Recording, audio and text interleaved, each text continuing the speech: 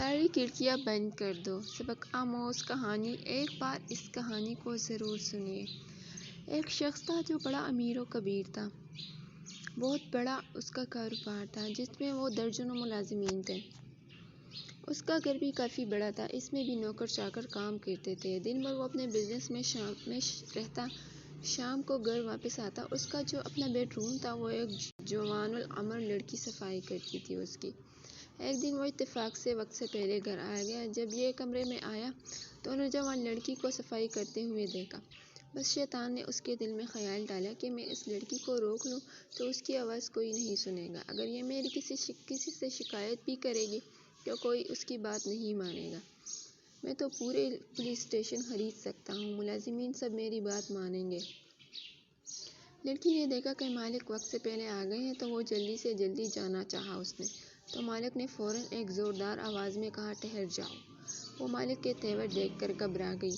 مالک نے کہا، سب کھڑکیاں دروازے بند کر دو۔ اب لڑکی پریشان کہ میں کروں تو کیا کروں، لیکن اس کے دل میں تقویٰ تھا، اللہ کا خوف تھا، آنسو بہہ رہے تھے اور اللہ سے دعا بھی کر رہی تھی۔ چنانچہ اس نے ایک ایک کر کے سب کھڑکیاں دروازے بند کرنا شروع کی۔ کافی دیر ہو گئی لیکن وہ آ نہیں رہی۔ مالک نے ڈانٹ کر کہا، کتنی دیر ہو گئی، اب تک دروازے کھڑکیاں بند نہیں کی اور میرے پاس کیوں نہیں آئی؟ تو اس لڑکی نے روتے ہوئے کہا، مالک میں نے سارے دروازے بند کر دیے، ساری کھڑکیاں بند کر دی، مگر ایک کھڑکی کو بہت دیر سے بند کرنے کی کوشش کر رہی ہوں لیکن مجھ سے بند نہیں ہو پا رہی۔ تو اس نے غصے سے کہا، وہ کون سی کھڑکی ہے جو تجھ سے بند نہیں ہو رہی؟ تو لڑکی نے کہا، میرے مالک، جس کھڑکیوں سے انسان دیکھتے ہیں، جن کھڑکیوں سے مخلوق دیکھتی ہے، میں نے وہ ساری کھڑکی بند کر دی، لیکن جس کھڑکی سے رب العالمین دیکھتا ہے اس کھڑکی کو بہت دیر سے بند کرنے کی کوشش کر رہی ہوں لیکن مجھ سے بند نہیں ہو پا رہی۔ اگر آپ سے بند ہو سکتی ہے تو آ کر بند کر دیں۔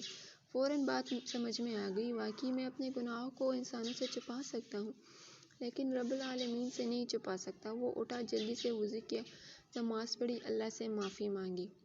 فائدہ: ہم میں سے ہر شخص غور کرے، کوئی اس کھڑکی کو بند کر سکتا ہے جس سے رب العالمین دیکھتا ہے؟ تو پھر ہم جرأت کے ساتھ گناہ کیوں کرتے ہیں؟ تو پھر ڈٹائی کے ساتھ گناہ کیوں کرتے ہیں؟ وقتی طور پر نفس کا غالب آ جانا یہ ایک الگ بات ہے، لیکن ہم گناہ کرتے ہیں اور گناہ پر گناہ کرتے جاتے ہیں۔ عادت ہوتی ہے ہمارے گناہ کرنے کو، ہم گناہ کو مکھی کی طرح سمجھتے ہیں، پھونک ماری یوں اڑا دی، اسی لیے نہ کہ ہم کو اس کھڑکی کا یقین نہیں ہے۔ اللہ پاک ہم سب کو یقین کی دولت سے مالا مال فرمائے اور گناہوں سے بچنے کی توفیق عطا فرمائے۔